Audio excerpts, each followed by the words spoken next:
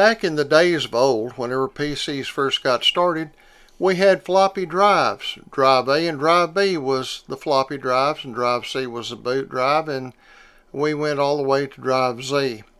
Well, A and B have disappeared, but they're still there. So why don't you use a flash drive, or a USB drive as they call them, and assign the letter A and a letter B to each one. You can install it on the back of your computer or in a USB hub. I have a 64 gig from my A drive and a 256 gig from a B drive, and I use them for everything. I even use it to download software and everything whenever I'm downloading from a browser. That way I can isolate it and scan for viruses. Alright, the way that you get there is you go to the Start key on the bottom left corner of your screen, click on it, come up to the search, and type in Control Panel. And once you open up Control Panel, look for Windows Tools. Windows Tools. Then once you do that, it'll pop open another screen, and you'll look for Computer Management.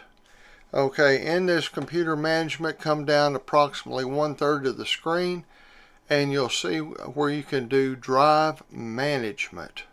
Under the latest version of Windows 11, they call it Disk Management. So we'll click on it, and as you can see, it brings up all the different drives that's on the computer, and you can right click on any of the drives and say Select Drive Letter. Now if the drive is already occupied by another device, you can change the letter on the other device and then give the flash drive or USB drive that letter, and then you've got A and you've got B. So once you do that, then it saves itself and you just exit out, and that's all there is to it. Now you've got A drive and a B drive, and they're USB drives. They're not slow, they're just as fast as any other USB drive. And that's really all that there is to it. Now you've got a permanent A and a permanent B drive. Use a USB 3.0 or the newer 4.0 USB drives for higher speeds.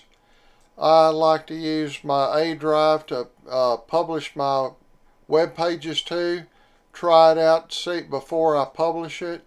Then I save it to my main hard drive.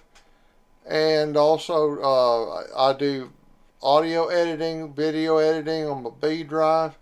It just opens up a whole world of things that you can do with these two additional drives.